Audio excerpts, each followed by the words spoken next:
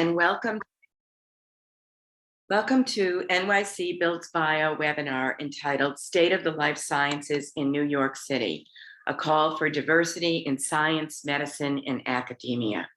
Thank you so much for joining us today. My name is Nancy Kelly, and I serve on the steering committee and as a founding member of NYC Builds Bio.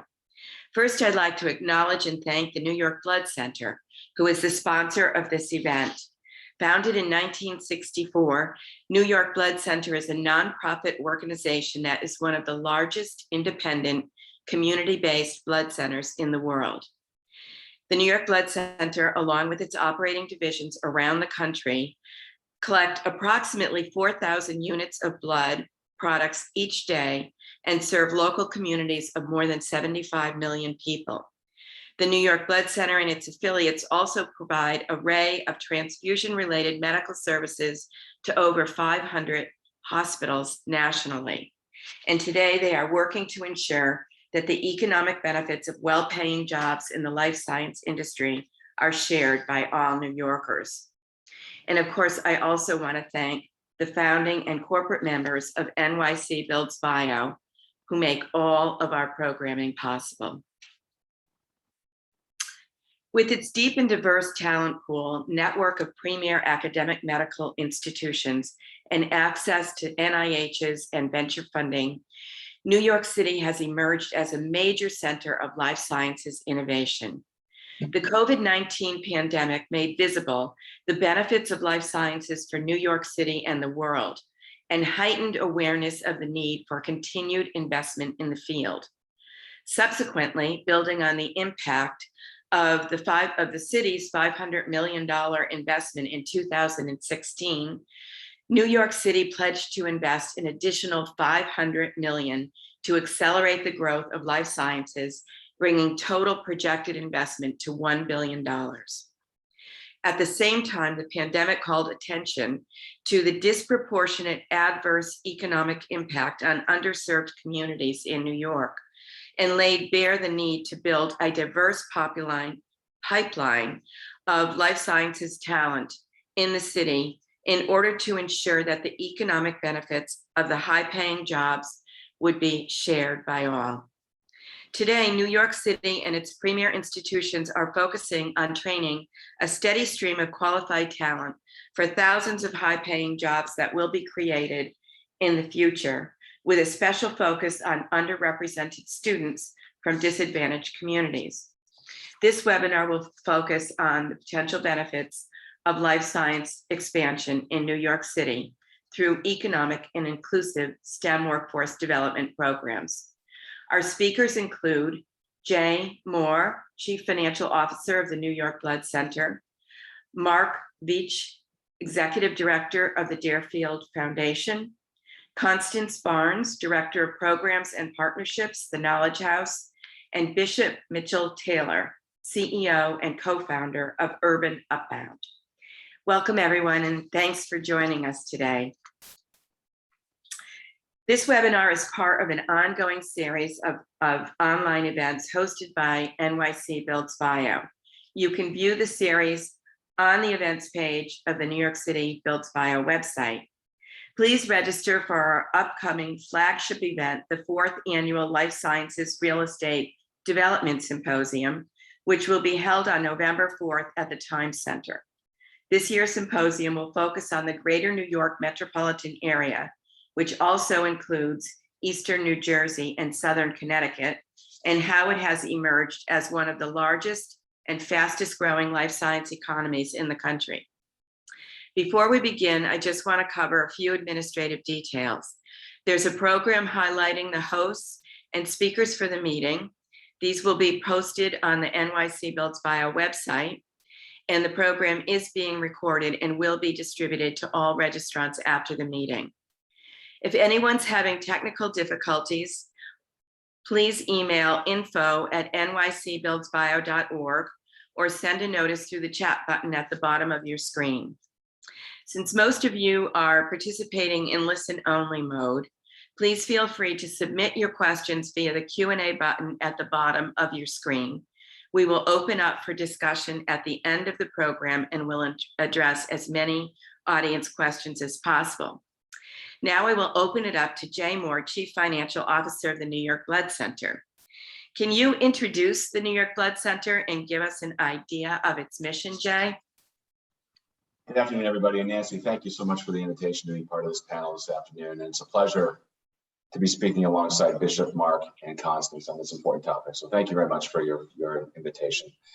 Gladly, I would like to introduce the Blood Center, and you did a very nice job of giving a nice overview of our organization, which we appreciate. But just to underscore, I think most people know that the New York Blood Center and our divisions operating in 15 states around the country, we provide, particularly in New York, over 90% of the blood supply to Metro New York and its healthcare institutions. And we've been doing that for decades, as you pointed out. But I think what people may not appreciate is an equal part of our mission is to innovate and develop therapeutic treatments and options for high unmet need indications such as HIV, sickle cell disease, infectious respiratory diseases, and hemophilia. And as most of you probably also appreciate, these diseases affect disproportionately people of color and the underserved. So we are on the forefront of developing novel approaches in managing these important conditions. I would also say that our mission is to ensure a highly trained workforce, which I know we will be talking about in more detail throughout the panel, but I'll just leave it at that for now. Thank you. Great. So can you just describe for us a few of the career paths that you are developing for underserved communities? Yeah, I would say first, there are a couple of components to this. One is to ensure that we have a state-of-the-art facility. Training will come to in a moment and some of the opportunities we're providing as well. But first, it's an opportunity to have a facility where the workforce can learn and develop with equipment and resources that are truly cutting edge. So that's, I think, first an important point to make. But more important really is the workforce. And we have developed a number of initiatives and partnerships throughout the New York area to help ensure we've got a trained workforce and a robust pipeline of talent. Some examples of that, for example, are an ongoing collaboration with the City University of New York, CUNY. We have an established medical lab technician degree program at Kingsborough Community College, and we're expanding similar programs in Bronx Community College and the College of Staten Island, as well as Hunter College. We have, I think, as many of you might know, in our research facility on the Upper East Side, we have 15 preeminent investigators, or we call them PIs for short.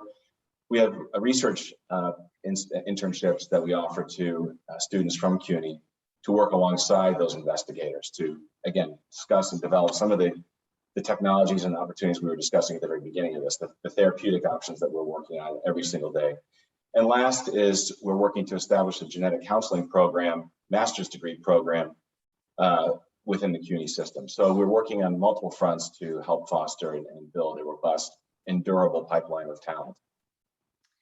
Terrific. And so when you're talking about these new jobs, what kind of jobs will be created and how many and what will they pay? A great question. And I would just further want to offer that it's not just the formal training, but it's the collaborations with partners like Upbound, as well as the Knowledge House, both of whom are on this call. They also provide an important pipeline to our organization. But to answer your question, I would say that we have, as you may know, we are working on a new facility on the Upper East Side. Our hope is that facility will house 2,600 life science employees, life science researchers, with significant growth potential, as you might imagine. And that will include then creating brand new positions, research technicians that have associate degrees. These are well-paying jobs, starting with salaries in the $75,000 a year range. Research scientists, many of whom will be more professionally trained with advanced degrees, with $82,000 a year in starting salaries, and then senior research analysts and associates with salaries upwards of $150,000 a year. So we are envisioning a large employee base, research base with very well and high-paying positions in the organization. Yeah, and it opens up so many different opportunities, right, for career growth in the future, not just these kinds of entry-level positions. which is just wonderful. You are from the Cambridge, Boston area, right? And can you just describe a little bit about the history of the life science cluster in Cambridge and Boston, how it's evolved, and what the workforce development has been like there, which we're trying to build in New York City? Yeah, and thank you for mentioning that. I have spent part of my career in the Boston, Cambridge area in the life sciences and biotechnology industries. And this industry here, I would say, is less an industry, but an ecosystem. It is comprised of academic medical centers, many of whom very similar to those that exist in New York City, a pool of capital, state-of-the-art facilities, but also the workforce. So it's those four key components ultimately that have been essential to the life science cluster that exists here. Also similar in the Bay Area and San Diego, in San Francisco and San Diego. It's not unique to the Boston area. It's one of those situations where 1 + 1 + 1 + 1 equals 100, not 4. And it's that interaction that drives a lot of the environment that you see in these clusters. And many of those ingredients, again, exist here in New York City. It's the academic organizations, the leading healthcare institutions, obviously plenty of capital. It is the worldwide headquarters of the capital markets, but also a highly trained workforce. And much of that exists here. This ecosystem in the Boston area has existed since the early 70s, with the advent of several of the what we call kind of the originating biotech companies like Genzyme and Genetics Institute that were ultimately kind of led to spin-offs of many other companies over the course of the last 50 years or so. But it was also the infrastructure that came along with MIT, Harvard, the partners in Mass General healthcare systems that provided the research engine and research facilities at the beginning. Of course, now there are many standalone facilities that go along with that. But it was really those key components that were critical in this economy, in this ecosystem. And the real estate community played a crucial role in that, because many of the building owners and developers in the early days helped to build those buildings that fueled the growth of the academic centers in Boston and in the center city there. So, one of the things our organization does is bring the real estate community together with life sciences so they can more effectively understand the needs of the life science community, since there hasn't been a lot of that development done in New York City to date. Yeah, I 100% agree.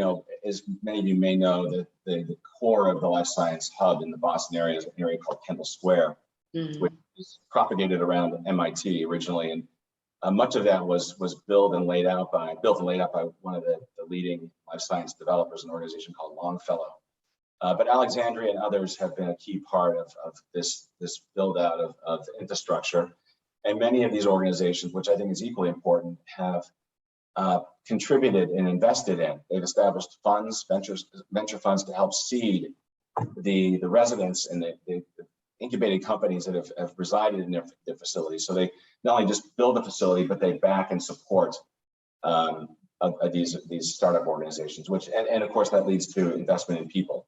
So they have been equally important partners in what's happened. And I know they've played a role also in the New York City area too, but they were part of the early build out infrastructure of the Kendall Square community. Yeah, absolutely. So Mark, thank you for joining us today. Can you describe the Deerfield Foundation and, what is your relationship to the New York Blood Center? Sure. Well, let me thank you personally for inviting me to be with my other distinguished panelists. So I appreciate the opportunity to speak with everyone. But as Nancy said, I've been with Deerfield and the Deerfield Foundation just 1 year. Prior to that, I spent nearly 2 decades in academic medicine, including most recently at Weill Cornell Medicine and New York Presbyterian, which is a neighbor of the New York Blood Center on the Upper East Side. And over the years, our faculty, or the faculty at Cornell and at New York Presbyterian, work very closely with with the researchers and the staff at the New York Blood Center. And I've had the occasion to visit there and interact with the team. It's really quite a fine institution. But as far as, so those of you that don't know Deerfield first, so Deerfield is a investment management firm. We invest only in healthcare, and we are the largest healthcare focused investment firm in the country. We have about $14 billion in assets. And the Deerfield Foundation is a charitable arm of Deerfield Management. Deerfield's mission is to advance healthcare through investment, information, and philanthropy. So what we do here at the foundation is really completely integrated into everything we do with our investment firm. The money that's in the foundation is first and foremost generated from its own employees who donate, as well as profits of the firm. But it's quite synergistic being in New York City. We partner with all of the really fantastic academic medical centers. I think within just a few miles of one another, there's really 5 elite research institutions who interact with us as a capital provider, but also as a charitable organization to try to make an impact of all aspects of healthcare, including workforce development, which we're talking about today. And you've got your own new home that just opened recently, right? We did. As many of you may know, in partnership with the EDC, we created a healthcare or life science ecosystem right on the corner of 25th Street and Park Avenue South. It's really quite a fantastic building. Deerfield moved its headquarters here just this past year. So we're excited to be here, and we hope that the energy and the ecosystem of this building will really generate some terrific advances in healthcare here in New York City, but also across the globe. Yeah, we were there last week for an in-person virtual tour, and it was just very exciting to see what you guys are doing. So what is the Deerfield Foundation doing to address racial and gender gaps in healthcare and life sciences? It's a great question. We're doing a lot. And I think, we consider ourselves part of the healthcare infrastructure in New York City. And with the collection of expertise that we have as a firm in the investment side, on the research side, but even also on the philanthropic side, we want to really make an impact on the gender and racial gaps that exist in healthcare, both on the financial services side of healthcare, but also on the research and the clinical side of healthcare. We feel because of our expertise and our unique position, there's a lot that we can do about it. We have a couple of programs that are of note. One, we have a program that's called Women in Science, and we're also expanding this program in the future to include not just the gender aspects of science, but also addressing other underrepresented populations in science. And this program works with our academic research colleagues that are in the labs making discoveries every day, and oftentimes don't have the same opportunities to commercialize their discoveries because of some of the gaps that exist, the opportunities that women and underrepresented populations have as perhaps their male and male counterparts. So we're providing and lending our expertise to them to help them position their research for and de-risk it to help them move these discoveries to patients. So that's quite an excellent program that we have that's yielded some really fantastic results. We also have a program called Break into the Boardroom. As an investment firm, because we invest in so many public and private companies, Oftentimes our teams are given board seats and have tremendous expertise on what it means to be a good quality board member. So what we've done is we've created a program, a boot camp, if you will, for women, women executives in both healthcare, life science companies, public and private, but also on the financial services side.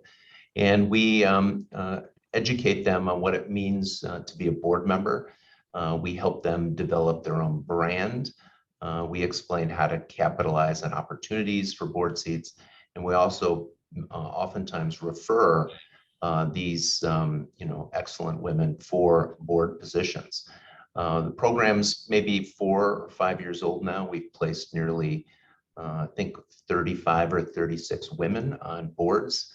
And we're also, we have plans to expand this to other underrepresented populations to make sure that they have those same opportunities. So companies, we have about a little over 200 portfolio companies. And in fact, we started a portfolio company that is solely focused on sourcing talent in underrepresented populations. And this company is called Humanity Health. It will be based right here at the Cure, but they work with leading pharma and other healthcare companies to find good quality underrepresented populations in executive positions with healthcare companies. So we're excited about that program. And then the one other kind of final thing, we feel strongly that we need to do our part and create outreach to students to share with them the opportunities that exist in healthcare. So we have a great program with the City University of New York, a fellows program or an internship. We provide a immersive summer experience to about 25 students every year that allows them to be exposed to the work that we do here at Deerfield, either as an analyst or a researcher. And we provide them with a 12-week immersion in what it means to work at Deerfield. This program obviously is focused on, again, underrepresented populations, exposing them to careers in healthcare and financial services. And then once that program is complete in the summer, those that really performed well and show a true interest, we offer an academic year-long kind of a part-time job while they're finishing their degree. And they work on several different projects with our partners in the firm. Again, really giving them an unmatched, one-of-a-kind of experience at an amazing organization. And then at the end of that, we offer positions at our firm as associates working here. And it's unique because we really don't have that many entry-level positions. Many of the people that work here have advanced degrees, but this is a unique opportunity for the students at CUNY to not only immerse themselves, but find a job that's really at the kind of vanguard of healthcare. Yeah, it's really hard to get a foot in the door with these kinds of organizations and institutions. So these kinds of, avenues to not only learn about opportunities that people may not ever have even heard about in their own families, but actually have a chance to experience them is just really very important. So what does success look like? I mean, this must be a long-term game, right? For you. What are the numbers that it's going to take to make a dent in this? Yeah, it's a great question, because a lot of these programs, Women in Science, Break into the Boardroom, the Fellows Program, were initiatives and efforts that were started by our partners. And we've given them now a home in the Deerfield Foundation. And what we're trying to do is scale, right? We're trying to grow and offer even more opportunities to Again, not a lot of these are focused, break into the boardroom and women in science on women, but we feel that the model of these programs is perfectly situated to be able to address some of the racial gaps and barriers as well. And the other thing that we're doing is we're partnering with healthcare companies. We're partnering with other investment firms who want and enjoy the model. They want to work with us. And they're providing support, either financial support or human capital, to offer even more opportunities to fellows. So there's more internships that we'll be able to offer the students at CUNY. We'll have more women and underrepresented minorities to take advantage of our, helping them commercialize their research in the academic world, but also making sure we have those same opportunities in our break into the boardroom program. So success, as we are starting to kind of find partners and grow, scale, we want to have more people involved in each of these programs. Perhaps moving our fellows to, we had 25 this year, next year, perhaps upwards of 50, and trying to continue to grow that, as well as our other programs through these partnerships. That's so exciting. So let's turn to Constance Barnes for a moment, who is the Director of Program and Partnerships from the Knowledge House. And Constance, what you're doing is just so important. Can you introduce yourself and describe the Knowledge House a little bit? Sure. Thank you so much, Nancy, for having me. We truly appreciate being on the panel, and we are grateful for our continued partnership with the New York Blood Center. The Knowledge House is a nonprofit located in the Bronx. Our founder is an Afro-Latina woman, Geraldine Rodriguez, so I'm always pleased to be in her presence because it is not often that you see two women of color leading companies of tech. So it is a pleasure to work there. We've been around for about 7 years. We've served over 1,500 students in the New York City area. In this past year, ironically, during a pandemic, we have actually expanded into reaching Newark, Los Angeles, and Atlanta. We provide training to people who meet certain criteria. They have to make less than $50,000 a year, which, living in New York is pretty challenging. Right. So we provide the technical training to those folks through a data science track, a progressive web development track, and this year we have also offered cybersecurity and UX UI development. It's a year-long program with 9 months of technical training, and then we're fortunate enough to have partners like the New York Blood Center who will allow us to place our students, and I have to pause there and say who will take a chance with our students, because it's really what it is. These are not students coming from four-year universities, although some of the students have some college background. They usually are coming from having little or no experience in tech.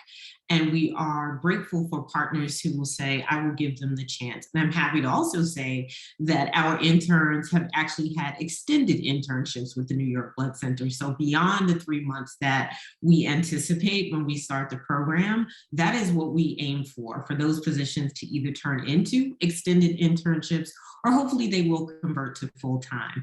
So our students are placed in these programs. They have 9 months of technical training.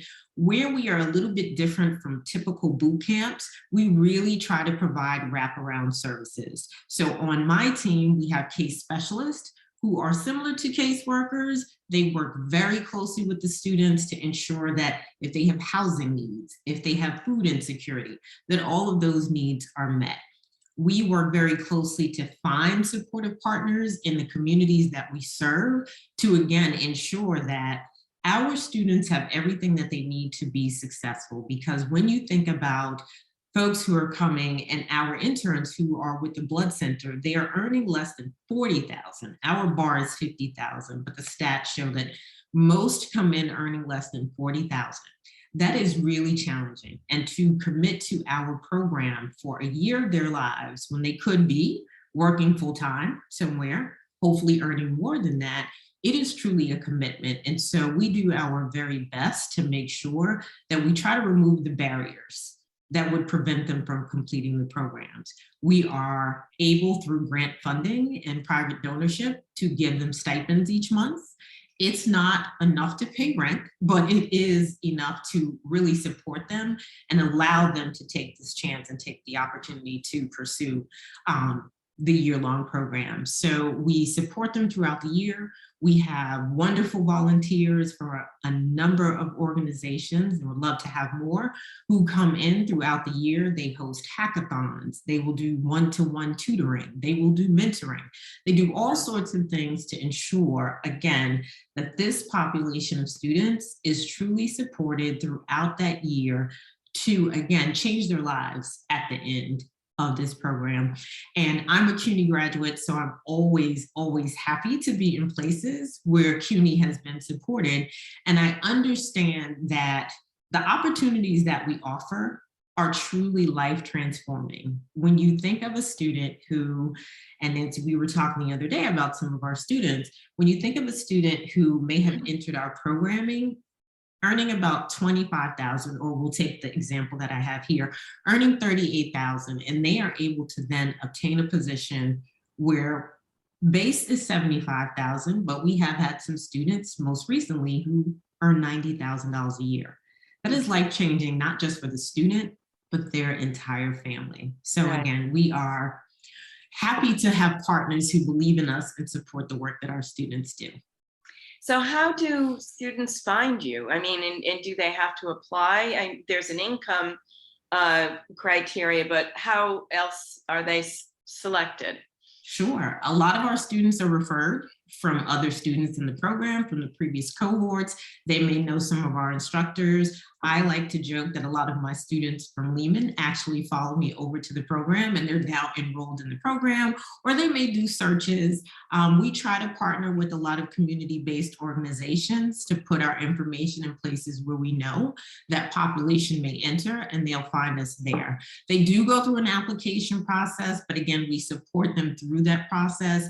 It includes interviews and a little bit of assessments just to see not so much about their tech skills, but about their persistence. Because again, we know we're asking a lot, and we have to make sure that they are committed to the program.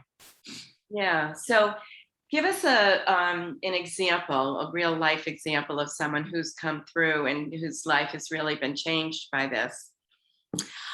I had the pleasure just recently, and Nancy, actually in the few days since we've talked, the student that we talked about has now had another opportunity to do some, to do some publicity. So it's really, one step really leads to just a series of things that are life-changing. So I'll share really quickly. We have a young lady who is of Mexican descent. She came to the States with her mother and her sister, and they were undocumented at the time. And she shares this with folks because she wants them to understand the nature of her journey. Her mother was fortunate enough to obtain a job through someone she knew, and she brought the daughters along to work in the same space. So they were all working together, doing manual labor, not earning a lot of money. In that time, they were working on their citizenship, and they were able to obtain that.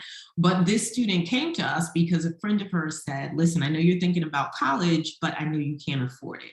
Here's this opportunity. It's in the Bronx. It's where you live.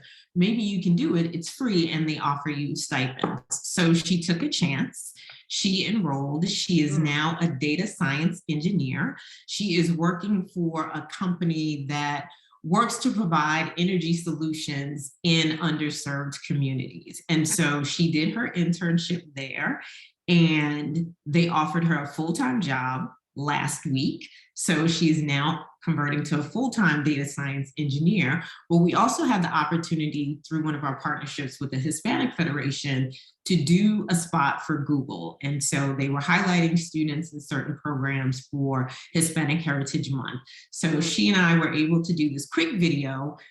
It's showing now, but yesterday we had someone reach out from a magazine to say, hey, we want to feature her again because her story is amazing.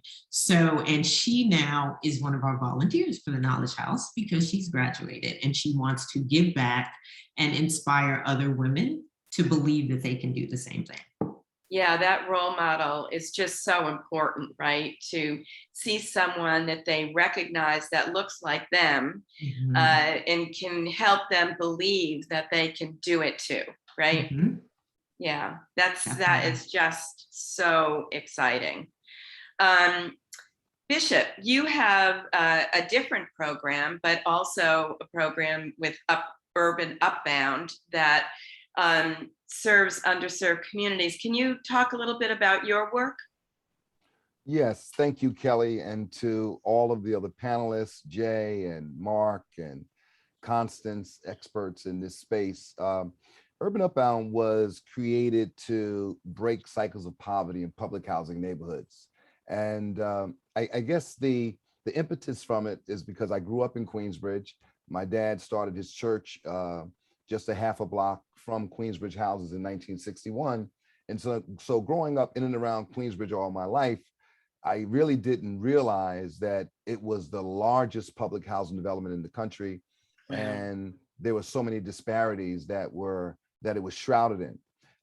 However, here we are now, adults and whatnot. And when I came back to work with my dad, I wanted to figure out, you know, how we could really address, cycles of poverty that inherently existed in public housing neighborhoods, and how do we circumvent the historical model of dropping stuff in from the top and from the outside, and really do something organically from the bottom up and from the inside out.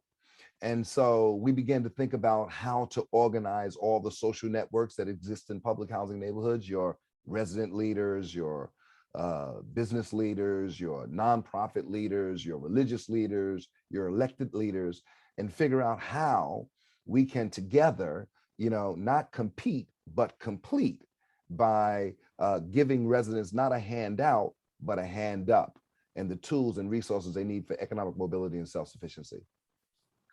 Great. So what are the programs that you offer? And maybe you can just, as Constant did, give us an example of someone that's been really positively affected by your program. Okay. Well, thank you.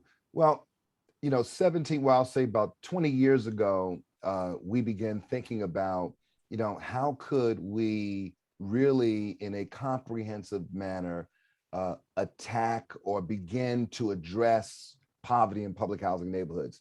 When you want to find the neediest New Yorkers, those that are living in poverty, you don't have to go far. You can go right to public housing, where there are 180,000 apartments with families that live in abject poverty for the most part.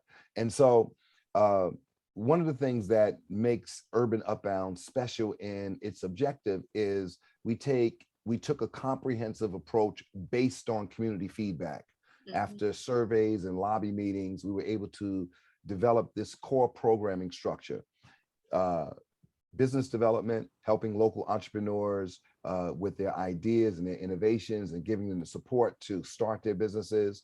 The creation of the cooperative business model in public housing neighborhoods, where folks can come together and start a business together. And then, of course, the traditional workforce development model, but it's never traditional when it comes to Urban Upbound.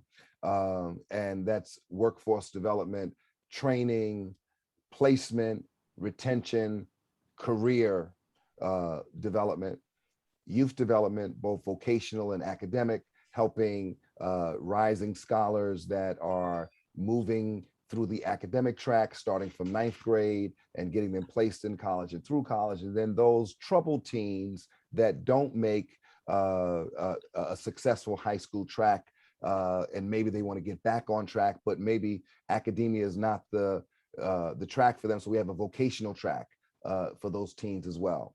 And then tax preparation. Tax preparation is like an outreach tool for us, because there are two things that are sure in life: that's death and taxes. And so I remember when we first started in 2004, we were trying to figure out what was the best outreach mechanism to reach the largest amount of people. And we said, well, let's do taxes. And I don't think I thought of it, but someone else may have thought of it. And we started the first almost VITA site. That's the volunteer income tax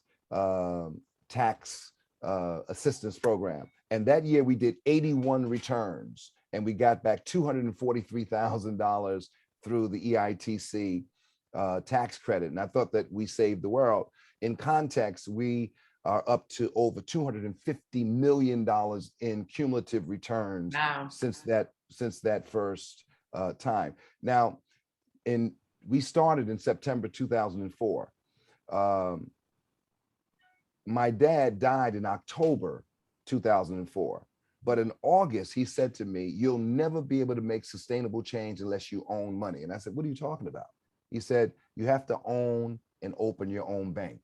And I said, "Well, that'll never happen." He said, "No." He said, "You're going to open up a financial cooperative." I said, "Well, what's the difference between a cooperative and a bank?" He said, "When you put your money in the bank, you lease or rent the space. When you put your money in a financial cooperative, or also known as a credit union, you own the space and become a shareholder and member." And he said, "You have to do this because you want to send the message that you're not waiting for people to build it for you, but you're going to aggregate people in this network and build it for yourself." Well, theoretically, that sounds great, but pragmatically, it would take years to do. And so that's why he said you have to get started as soon as possible. So for us, there's nothing novel about business development, workforce development, one-on-one financial counseling, which we innovated in New York City. And because of Urban Upbound's work, there are 26 financial empowerment centers giving one-on-one financial counseling to poor people in New York City. But there's nothing novel about that. There's nothing novel about the college access program or the credit union. But when you can comprehensively integrate them on campuses, it becomes magical. And that's what we've been able to do over the last 17 years with campuses in Harlem, Far Rockaway, Astoria, and our flagship in Long Island City, Queensbridge. And pre-pandemic, we had 22 satellites operating tax sites and financial counseling sites throughout the 5 boroughs. And some people say that we're the #1 VITA tax preparer in the city. I deny that totally. We're #2, because when you're #1, you get killed. So anyway, and with that kind of comprehensive program, we're able to go deeper in the neighborhoods that we serve, because we're able to hit a spectrum of family issues that perpetuate poverty in public housing neighborhoods. So what's your relationship with the Blood Center, and how do you get your people into training programs there? So, interesting enough, the Blood Center has a significant site not too far away from our Queensbridge site.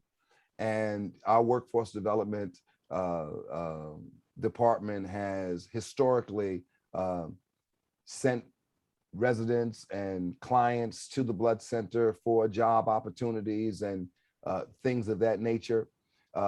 When I knew that they were going to be expanding their footprint just 2 miles north of Queensbridge houses, and then 2 miles south of Jefferson and the cluster of houses in East Harlem, I thought it would be a wonderful opportunity to deepen that relationship and expand our opportunity to help and empower residents of public housing in the science and STEM technology fields.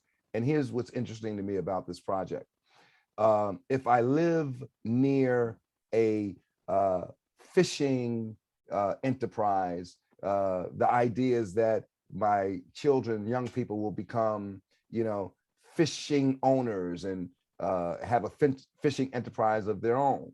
If they live next to a science and tech lab where these things are going on, then the expectation is that they will have greater access and interest in science and technology and things of that nature.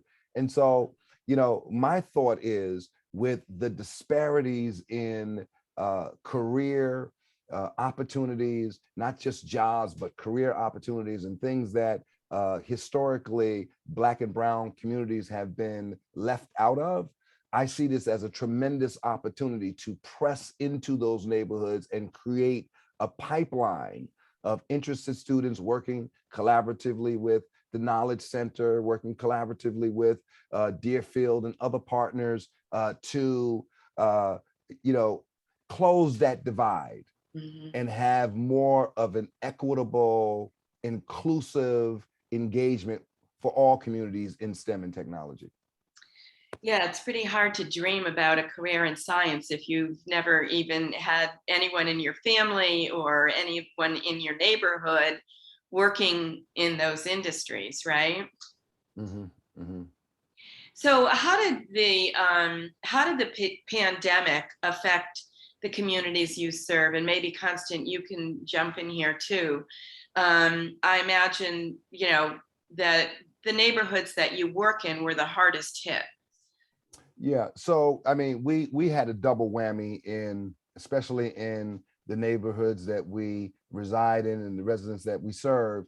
When the pandemic hit, of course, for our Long Island City campus, because we are surrounded by a vast number of hotels, when the mayor decided that they had to domicile the homeless population in as much as individual rooms as possible, they commandeered about 500 rooms in and around Queensbridge houses and populated those rooms with our homeless brothers and sisters, some of which had severe mental health conditions and so on and so forth, and other things that were going on with them. Then on top of that, the residents that live in the neighborhoods that we serve, a lot of them were forward-facing workers, retail and whatnot. And so when the pandemic hit, they were the first ones to get furloughed, sent home, and in some cases laid off.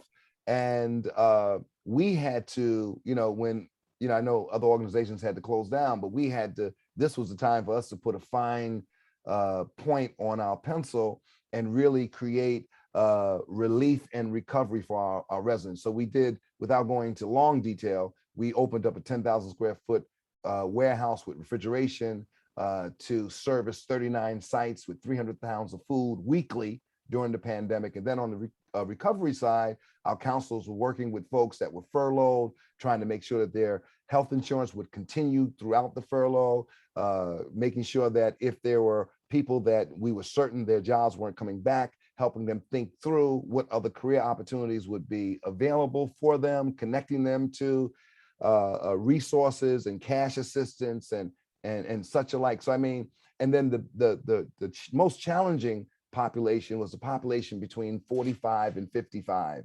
especially those that may have had a high school diploma, but not more, and may not have had a high school diploma, but forward facing, worked their way up from entry-level job to a managerial position, making a considerable salary of maybe 60 or 65,000. Now that person has no job, but no credential and no relevant training for the new marketplace, and they're older. And it's really, challenging when you run into those particular parts of the population that still have to work and you have to place those folks. So I mean, those are some of the challenges that we saw during the pandemic and how we kind of responded to it for our residents and our clients. Yeah, what an amazing story that is. Back in April or May, right when the pandemic started, and the challenges with the medical centers were at its height, we had a webinar that invited many of the design and construction companies in the city to talk about how they had responded to assist the medical centers in expanding their facilities so they could accommodate the number of patients. And hearing this story from you today makes me understand that, the response was far greater than just that in New York to keep people moving forward and, save lives, really. Constance, do you have any comments or thoughts on how it affected your communities? Definitely, and thank you for letting me chime in on that. As Bishop said, we are located actually in the South Bronx. So as you know, the South Bronx, or the Bronx in general, was probably the hardest hit in New York City. One of the things, and actually one of our students, the young lady that I mentioned, her data science study was around the effects of COVID and the mortality rate of folks who have COVID across the boroughs in New York City. So of course, what we learned and what is not really shocking is that the people who reside in Manhattan, which is literally a hop and a skip across the 138th Street Bridge, which sits next to our office, would live longer than the same age group of the folks who lived in the South Bronx, in the communities and the housing projects, as Bishop said, that surround our offices. We did have students who experienced COVID and were probably placed in some of those hotels in the neighborhoods that Bishop spoke to as well. But I think the greatest challenge for us was having to close our offices, because our students were also able to come into the office as a space where they could work. We know that most of our students live in multi-generational households, so it's often challenging to find that quiet space from 5 to 9 to attend class. So they would come to our office, we make sure that we have snacks, we make sure that there's a kitchen that's stocked with food in case they need it. And I think having that taken away during the pandemic led to so many mental health issues. And one of the primary concerns, we do a wellness survey with our students to find out what their needs are. One of the primary issues that we have identified is mental health support. Our students readily acknowledge that they have some challenge, be it diagnosed and seeking professional support, or it is something that, because of the information they've been given, they understand that this is something that they're challenged with. So again, as Bishop said, we were definitely hit very hard. Our current group of fellows also identified that many of them were laid off because either the company closed due to COVID or their position had to end due to COVID. Yeah. So, so Jay and Mark, listening to this and these stories, like maybe you can just comment a little bit on how your organizations can build stronger partnerships with organizations like these that really have boots on the ground in the communities where you need to reach. I can maybe chime in first, Nancy, Mark, if that's okay with you. Just listening to these stories and just to kind of drive it home, we have a real labor shortage challenge, I would say, in the blood industry. I mean, we depend on folks working, donor centers who are trained phlebotomists. We do a lot of the training in-house. People who are involved in the medical technology field who actually break down and manufacture our blood products. We have a large manufacturing facility in Long Island City, just across the bridge, across the river from Manhattan.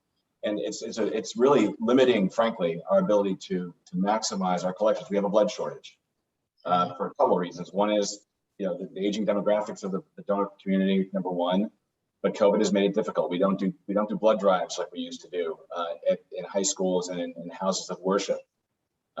So we depend on our donor centers, but we depend on the workforce that staffs those centers. And so frankly, for me anyway, and for our organization and my colleagues, having a direct pipeline of this sort of talent is critical to be able to fulfill our collection objectives. And so I think COVID has affected all of us.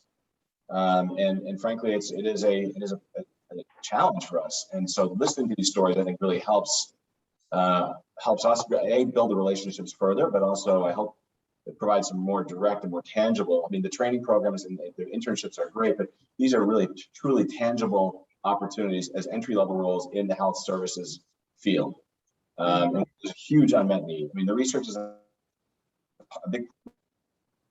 We have to fill those open positions, and I think that's something I just want to make sure is impress on the audience and the participants today, where I think we can work very closely together. Wow, terrific. That's very encouraging to hear.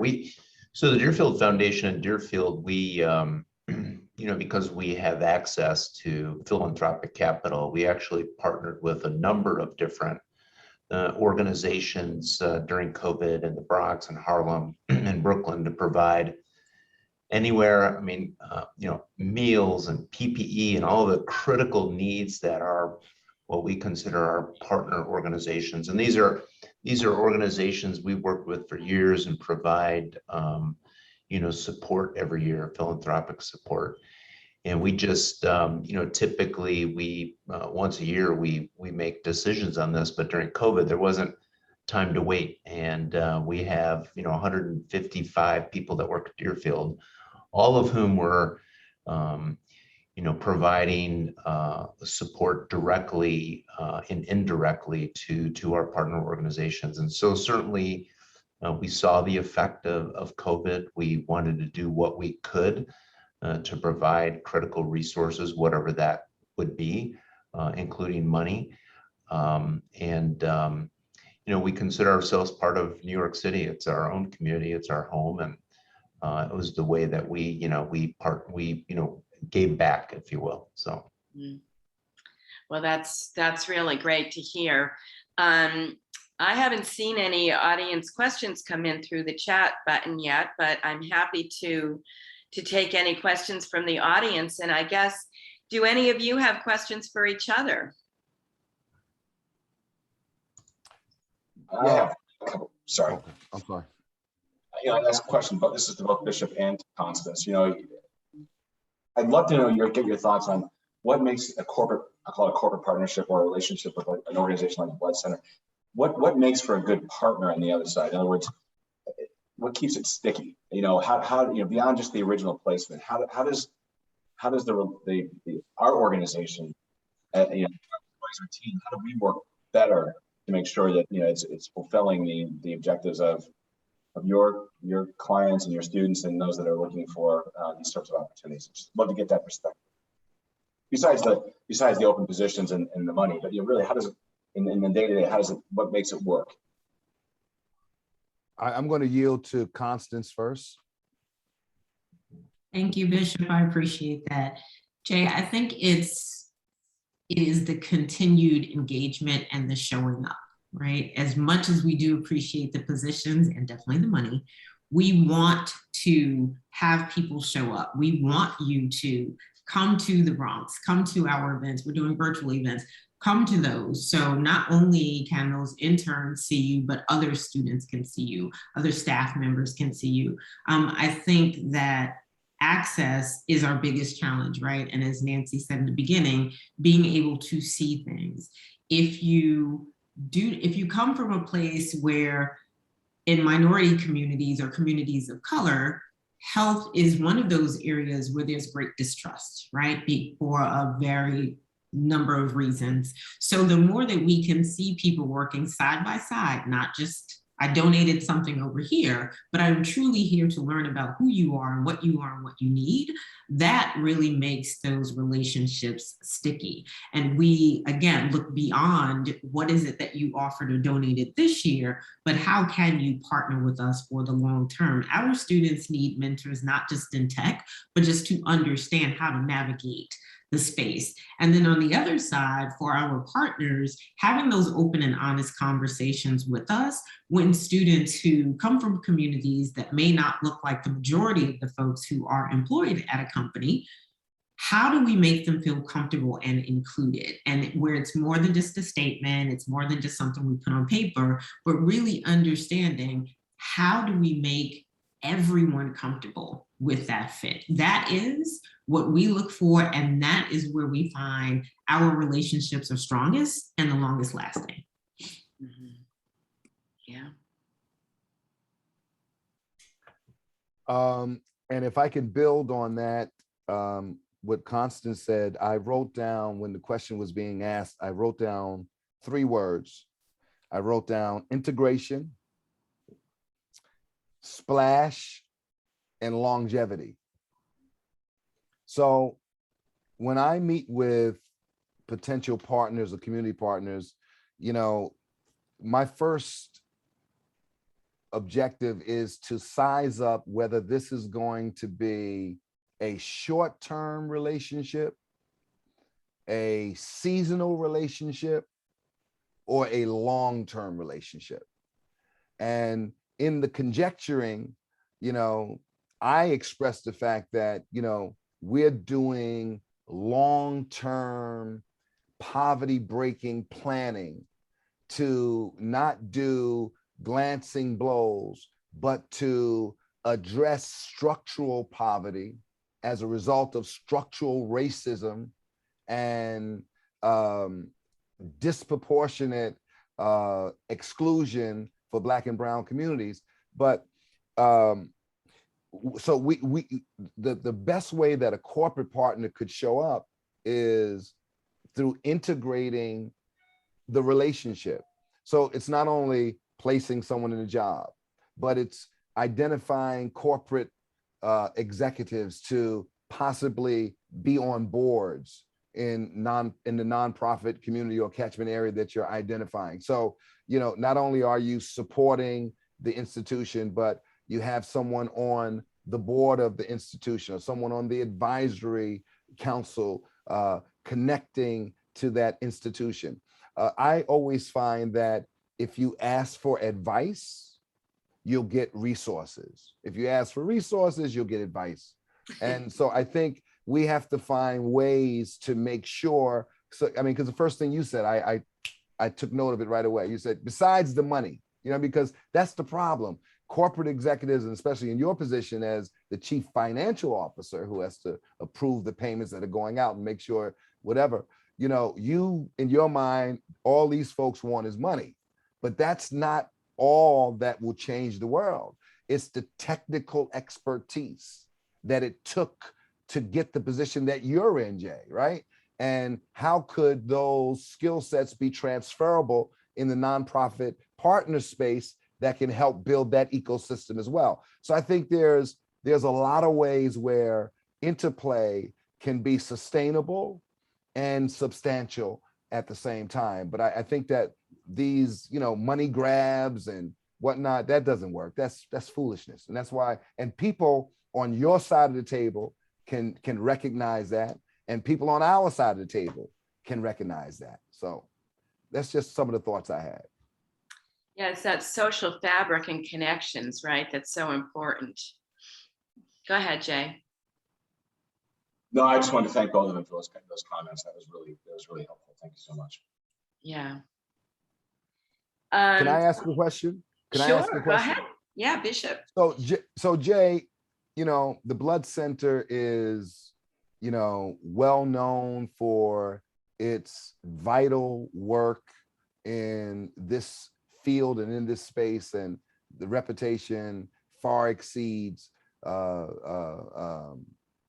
what we're able to even codify in thought on this presentation. But what, as a CFO of an organization like this, what do you look for in nonprofit partners? What is in your mindset when you try to codify what success looks like between your industry or your business and a nonprofit community partner or the community itself? So thanks. First of all, I appreciate the question, Bishop. And, you know, I think, you know, frankly, you've touched on many of those points. We are a nonprofit also. We also operate a bit like a business. You know, we deliver a healthcare product and a healthcare service. And so we have sort of split personality in a lot of ways. We have to think like a business, but we're also a nonprofit.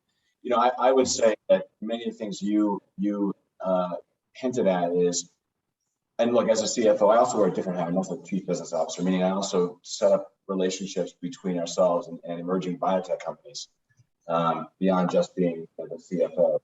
And, you know, the relationship goes both ways. You know, I think it goes beyond the money. And that's why I asked the question, because, you know, people can write checks and provide philanthropic contributions, but you've got to have buy-in on the other side and have tangible results to show. So I think that in you know, finance and deal making, it is about results and tangible outcomes. So I think having data, but more importantly, having your commitment top down makes a difference, and having ownership for it. And you know, I use the term when we're doing quote a deal between our organization in my prior career as well, between our organization and companies, or in some cases in venture capitalists such as Deerfield. You need a champion. to make something happen. You can have a deal maker, but ultimately, if you don't have the buy-in and a champion to really drive it, and you mentioned a board position, maybe that's part of how that happens, but those things make a difference in getting things done and making sure they're successful.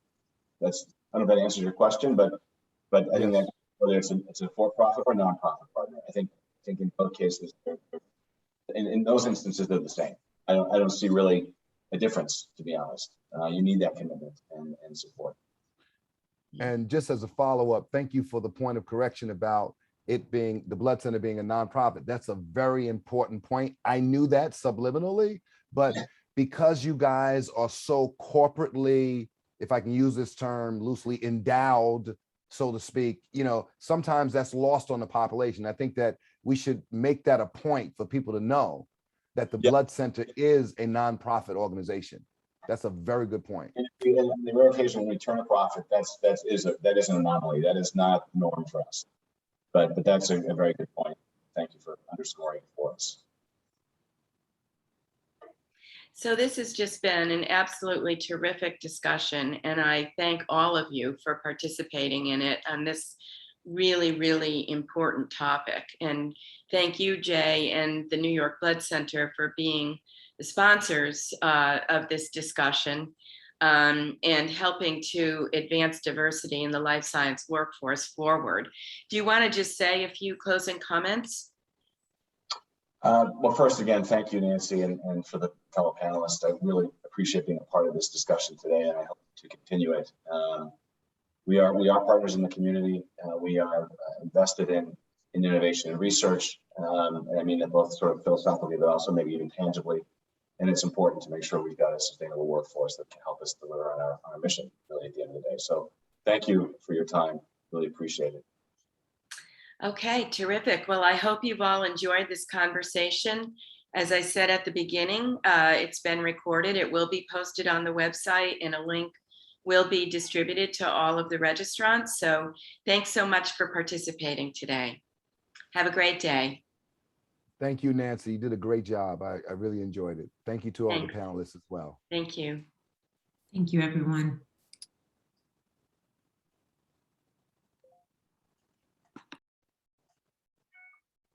Okay, how do I do this now? Okay.